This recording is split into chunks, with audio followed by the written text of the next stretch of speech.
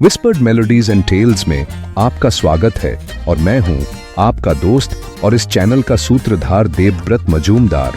चलिए कहानी शुरू करते हैं।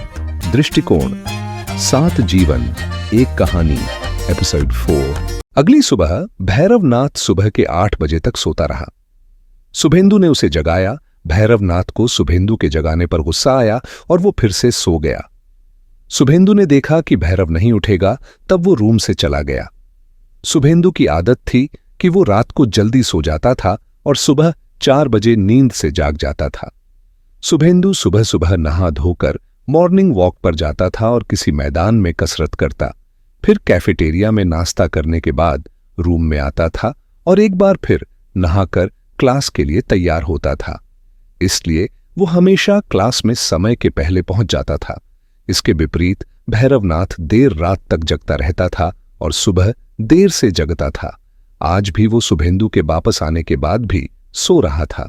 शुभेंदु समझ गया कि भैरव आलस के कारण बिस्तर पर लेटा है, वो सो नहीं रहा था, इसलिए शुभेंदु ने उसे जगाया नहीं, ये सोचकर कि सोते हुए को कोई भी जगा सकता है, पर जो सोने का नाटक करे उसे परम ब्रह्मा भी नहीं जगा सकते। भैरवनाथ क्लास में दौड़ता हुआ आया। उसकी शर्ट और पैंट बिना आयरन के सलवटों से भरी थी, बाल बिखरे थे और कोई भी देखकर बता सकता था कि वो बिना नहाए ही आया था। उसने शुभेंदु को पहली पंक्ति में बैठा देखा। शुभेंदु ने उसे उसके पास बैठने का इशारा किया, पर भैरवनाथ एक गुस्से वाली नजर देते हुए आखिरी पंक्ति में पारोमिता के बगल में बैठ गया और पारोमिता को शुभेंदु की तरफ इशारा करते हुए बोला, देखो उस लड़के को जो पहली पंक्ति में बैठा है, क्या वो तुम्हारा शुभेंदु है, यानी कि ग्रेव का भेड़िया? हाँ, मैंने भी क्लास में आते हुए उसको देखा था। ये वही है जो सेंट जोसेफ में दिखा था, क्योंकि उसने मुझे नहीं पहचाना। अगर वो ग्रेव का शुभेंदु होता तो मुझे पहचान जाता।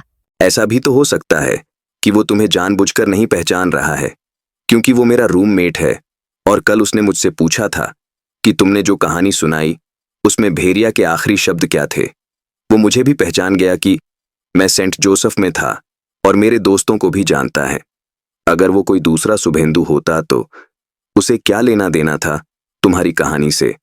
और भेड़िए ने क्या कहा मैं क्यों रुचि दिखाता था? ये सही में शुभेंदु नाथ है या कोई आत्मा? इसका पता हमको प्रशासनिक कार्यालय से चल जाएगा। क्यों ना हम प्रशासनिक कार्यालय अभी जाकर इस बात की पुष्टि कर लें। भैरवनाथ और पारोमिता दोनों प्रशासनिक कार्यालय में प्रशासनिक अधिकारी से निवेदन किया कि उन्हें बॉयज हॉस्टल के रूम नंबर 205 के सहकक्षीय छात्रों का नाम बताएं। प्रशासनिक अधिकारी ने कारण पूछा और भैरव के कारण से संतुष्ट होकर सहकक्षीय छात्र का नाम बताया। भैरवनाथ को नाम जानकर ये यकीन हो गया कि शुभेंदु सही में था, कोई आत्मा नहीं था। अगर शुभेंदु नाथ सही में था तो वो क्या पारोमिता का भेड़िया ही था या कोई हमशक्ल था? ये जानने के लिए भैरवनाथ ने पारोमिता से कहा कि क्यों ना पारोमिता शुभेंदु के बगल में बैठे और उसके गले में जख्म का निशान देखे। अगर वो ग्रेव का शुभेंदु हुआ तो गले में जरूर निशान होगा। पारोमिता ने वैसे ही किया और शुभेंदु के बगल में बैठ गई। शुभेंदु ने पारोमिता की तरफ देखा और उसे हाय कहा। पारोमिता शुभेंदु के गले को एक नजर गौर से देखा, पर वहां कोई निशान नहीं था। पारोमिता अब विचलित होने लगी थी, उससे रहा नहीं गया और उसने शुभेंदु से पूछा, तुम ग्रेव के शुभेंदु हो ना, मिस पॉल के चहेते, जिसे मैंने मार डाला था? शुभेंदु ने कुछ नहीं कहा और मंद मंद मुस्कुराया। शुभेंदु की इस हरकत पर पारोमिता को गुस्सा आने लगा। उसने अब ऊंची आवाज में पूछा, क्या हो गया, बोलते क्यों नहीं? मैं कुछ पूछ रही हूं तुमसे। शुभेंदु ने पारोमिता की तरफ देखा और बोला, हाँ, मेरा नाम शुभेंदु नाथ चटर्जी है, पर मैं किसी ग्रेव का नहीं हूं और न ही मैं मिस पॉल को जानता हूं। तुम कौन हो? क्या तुम मुझे जानती हो? पारोमिता ने शुभेंदु के सवाल का उत्तर नहीं दिया और पीछे वाली रो मेन भैरव के साथ बैठ गई और शुभेंदु को देखती रही। क्लास खत्म होने के बाद भैरव ने पारोमिता से पूछा, क्या ये वही तुम्हारा भेड़िया शुभेंदु है या कोई और? नहीं, उसके गले में कोई निशान नहीं है, पर मुझे यकीन है कि ये वही शुभेंदु है, ग्रेव का शुभेंदु। चलो पार्क में चलते हैं, वहां खुलकर बातें करेंगे। भैरव और पारोमिता पार्क में चले आए और वहीं रुककर बातें शुरू की। पारोमिता, तुम ये कैसे कह सकती हो कि वह तुम्हारा ही शुभेंदु है, जबकि उसके गले में कोई निशान भी नहीं है और वो सेंट जोसेफ से परा है। मुझे नहीं लगता कि कोई गरीब अनाथ बच्चा सेंट जोसेफ में एडमिशन ले सकता है। उसको देखकर नहीं लगता कि वह एक गरीब लड़का है। उसकी वेशभूषा देखकर ही कोई कह देगा कि वो एक संपन्न परिवार का लड़का है। भैरवनाथ ने इतना कहा ही था कि शुभेंदु वहां आ गया और उसने पारोमिता की तरफ दोस्ती का हाथ बढ़ाया और कहा, मैंने तुमसे से क्लास में कुछ पूछा था क्योंकि मैं तुम्हारे प्रश्न का उत्तर दे दिया था, पर तुमने मेरे प्रश्न का उत्तर नहीं दिया। मुझे यकीन है कि पूजने मेरा मतलब है। भैरवनाथ ने तुम्हें मेरे बारे में बताया होगा कि मैं उसका रूममेट और हम दोनों एक ही स्कूल में थे। चलो आज से हम दोस्त, ठीक है ना? पारोमिता ने शुभेंदु के हाथ को थमा और उसकी दोस्ती को स्वीकार किया। साथ ही शुभेंदु के हाथ का स्पर्श पारोमिता को ग्रेव के काल कोठरी की याद दिला दी। उसने कहा, हो ना हो तुम ग्रेव में थे जरूर, भले ही तुम इस बात को ना मानो। वैसे मैं तुमसे दोस्ती करना चाहती हूँ क्योंकि मैं शुभेंदु से, भले ही वो तुम नहीं हो, पर मेरे किए हुए गुनाह की मैं माफी मांगना चाहती हूँ। मैं मिस पॉल से भी माफी मांगना चाहती हूँ, उनको गलत समझने के लिए, उनके द्वारा सिखाया गया अनुशासन को गलत समझने के लिए। वैसे तुम कहाँ से हो? तुम्हारे पिताजी क्या करते हैं? अपने बारे में बताओ हमें। मैं दार्जिलिंग में रहता हूँ। मेरे पिताश्री का नाम देवेंद्र नाथ चटर्जी हैं। हम कभी जमींदार हुआ करते थे। अब हमारी चाय के बागान है और हमारी चाय लंदन तक जाती है। वहां बहुत मशहूर है। जैसा कि भैरव ने मेरे बारे में बताया होगा कि मैं सेंट जोसेफ में था और मैं एक वीकडे वॉरियर था।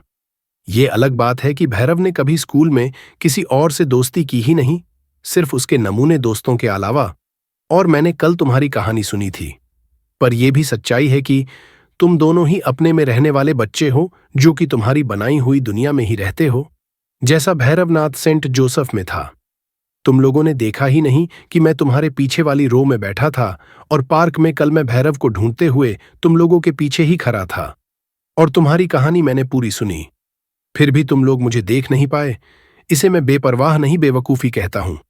मैंने कल भी भैरव को कहा था कि वह और उसके दोस्त पूरे सेंट जोसेफ में नमूने लगते थे, जबकि ये खुद को ग्रेट समझते थे। क्यों भैरव कल बोला था ना? भैरवनाथ को शुभेंदु के कई बातों से बहुत गुस्सा आया और आज वो शुभेंदु को जवाब देने के लिए तैयार था कि वो नमूने नहीं थे और उसके दोस्त कितने दुख और दर्द में थे। उसने शुभेंदु को जवाब दिया, शुभेंदु, तुम एक अमीर घर के लड़के हो। तुमको क्या पता कि मेरे दोस्त कितने गरीब थे और वो कितनी परेशानियों का सामना करते हुए भी सेंट जोसेफ में थे। कृष्ण मुरारी, जैसा तुमने कहा था, एक गरीब माँ का एक लौता लड़का था। उसकी माँ एक कैफे में असिस्टेंट कुक थी जो कि अपने बेटे की स्कूल का खर्च बड़ी मुश्किल से चलाती थी। चारुलता थी नशेरी, पर उसका शराब और गांजे में डूबे रहने की भी वजह थी। उसने अपनी माँ को उसके गोद में मरते देखा था, जिसका दोषी उसके पिता उसे मानते थे।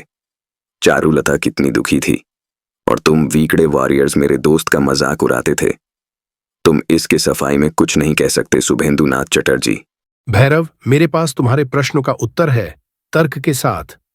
कृष्ण मुरारी माना कि बहुत गरीब था, फिर भी उसकी माँ उसको सेंट जोसेफ जैसे खर्चीले और नामी स्कूल में पढ़ा रही थी। और कृष्ण मुरारी था कि वो शराब, सिगरेटें और गांजे में लीन रहता था। उसने कभी नहीं सोचा कि अगर वो शराब न पीकर अच्छे छात्र की तरह स्कूल के समय को सबके साथ दोस्ती करता और रहता था तो जीवन में बहुत कुछ सीख सकता था। पर वो सबके साथ लड़ाई करता रहता था, सबको खराब, घमंडी समझता था। या कहूं तो उसने धारणा बना ली थी कि अमीर लड़के खराब होते हैं। उसका साथ दिया चारुलता ने, जो सिर्फ मानती थी कि उसके मां की मौत का कारण वो थी, पर उसने कभी अपने पिताजी से बात नहीं की और खुद ही समझती रही कि उसके पिताजी उससे नफरत करते हैं। पर चारुलता ने उसके पिताजी के प्यार को समझा ही नहीं। वो बहुत छोटी उम्र से शराब, सिगरेटें और गांजा के साथ साथ कई लड़कों के साथ शारीरिक संबंध बना लिया था। उसके पिताजी ने उसे सेंट जोसेफ में सिर्फ उसके सुधरने के लिए एडमिशन करवाया था, वो भी किसी के सिफारिश से। पर चारुलता को जब तक समझ आया कि उसने अपनी नफरत के कारण क्या खोया, तब तक बहुत देर हो गई थी और वो खुद की जान लेने का निर्णय कर ली थी। चारुलता ने इतनी छोटी उम्र में इतने लोगों के साथ शारीरिक संबंध बना लिए थे कि वो शारीरिक ऋण बंधन से मुक्त नहीं हो पाई। तुम सोचते होगे कि वो तुमसे प्यार करती थी, पर वो किसी से प्यार नहीं करती थी। वो सिर्फ इस दुनिया के भूल भुलैया में खो गई। वो हर जगह सिर्फ प्यार, जो कि उसके लिए शारीरिक संबंध था, को ढूंढती रही। उसने ये ठान लिया था कि ताउम्र वो सच्चे प्यार को, यानी कि शारीरिक सुख को ढूंढती रहेगी जब तक उसे नहीं मिल जाता। ऐसा नहीं है कि उसको सही रास्ता दिखाने वाला कोई नहीं मिला था। उसे जैक ने कई बार समझाया था और जैक ने उससे सही में प्यार किया था। चारुलता को सही रास्ते में लाने का कई बार प्रयास किया था, पर चारुलता चयन नहीं कर पाई, और जब वो सही रास्ते में चलना चाहती थी तब तक जिंदगी उसके हाथ से रेत की तरह फिसल गई। उसने जानबूझकर कार पर से नियंत्रण नहीं खोया और न ही उसने आत्महत्या की सोची। वो तो सिर्फ जैक के बारे में सोच रही थी, पर अधिक शराब के नशे में उसका नियंत्रण नहीं था खुद पर, और उसकी कार पुलिस के जीप से सीधे टकरा गई। हम वीकडे वॉरियर्स मानते हैं कि हम शराब पीते हैं, पर कभी कभी और लोग समाज का ध्यान रखते हुए हमें अपने परिवार की, माता पिता के सम्मान की और घर के संस्कार की मान मर्यादा सिखाई जाती है।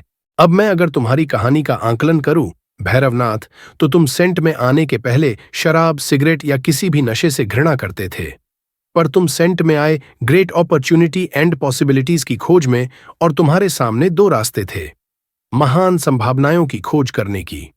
पहला रास्ता कि तुम भले ही कृष्ण मुरारी के साथ एक कमरा साझा कर रहे थे, पर उसके साथ नशे में डूबने के अलावा कृष्ण मुरारी को अपने रास्ते में चलने पर मजबूर कर सकते थे, पर तुमने शराब, लड़की और नशे में की हुई शैतानियों के डगर पर चलने का निर्णय किया। तुम खुद को भी भूल गए कि तुम किस खानदान से हो और तुम्हारी माँ या पिताजी तुमको कितना प्यार करते हैं, तुम पर भरोसा करते हैं। ये तो तुम्हारे माता पिता के अच्छे कर्मों का परिणाम है कि तुमको सेंट से निकाला नहीं ईगल ने। कृष्ण मुरारी अपने गरीब होने का दुख शराब पीकर नहीं कर सकता था। चारुलता उसकी मां की मृत्यु का शोक शारीरिक संबंधों से नहीं मिटा सकती थी। तुम अपनी महान संभावना की खोज की चुनौतियों का सामना शराब से या लड़की के शरीर से प्यार करके नहीं कर सकते। तुम्हें उसके लिए खुद को एक चरित्रवान लड़का बनाना चाहिए था। आखिर तुम नमूनों का अंजाम क्या हुआ? कृष्ण मुरारी से तुम स्कूल के बाद कितने बार मिले या फोन पर बात की? एक बार भी नहीं। कृष्ण मुरारी स्कूल के बाद गुमनामियों के अंधेरे में खो गया, जिसके पास किसी अच्छे कॉलेज में दाखिले के भी पैसे नहीं हैं और न कि अच्छे ग्रेड्स हैं कि कहीं से स्कॉलरशिप मिल जाए। चारुलता अब किसी के यादों में भी जीवित नहीं है, न कि खुद तुम उसे याद रखना चाहते हो। तुमने एक पल इंस्टीट्यूट में मिली पारोमिता के लिए चारुलता की याद को नदी में बहा दिया। इसी वजह से आज तुम्हारा कोई दोस्त नहीं है, क्योंकि तुमने कभी दोस्ती करना सीखा ही नहीं। यहां तक कि तुम मेरे साथ भी दोस्ती करने के बजाय सिर्फ इतने से ख्याल से कि मैंने कैसे तुमको और तुम्हारे तथाकथित दोस्तों को नमूना कहा, आज दोस्ती के पहले लड़ाई कर ली। भैरवनाथ, इस इंस्टीट्यूट में तुम क्या करने आए हो? कुछ सीखने के लिए। तो पहले सीखो कि जिंदगी में खुशी तुम्हारे खुशी से नहीं, बल्कि तुम्हारे अपनों की खुशी से मिलती है। रुपया पैसा से अमीर होना ही अमीर नहीं होता। जिंदगी में कितने लोग तुम्हारे साथ हैं, कितने लोग तुमसे प्यार करते हैं, कितने लोग तुमको उनका आदर्श मानते हैं, से अमीरी का आकलन होता है मेरे दोस्त। और पारोमिता, मैं तुमको भी कहूंगा, जीवन में माजी से निकलकर देखो, जीवन अनमोल है। चलो मैं जाता हूं, सबसे दोस्ती करना बाकी है, और अगर अच्छा और स्वादिष्ट खाना खाने की इच्छा हो तो ठीक 2:30 बजे कैफेटेरिया में उसी टेबल पर आ जाना। बाय, मिलते हैं। अगर आपको मेरी कहानियां अच्छी लग रही हैं तो मेरे वीडियोस को लाइक करें और मेरे चैनल को सब्सक्राइब जरूर करें। साथ में बेल आइकॉन को दबाना मत भूलिए ताकि आपको मेरी नई वीडियोस की जानकारी मिलती रहे। धन्यवाद।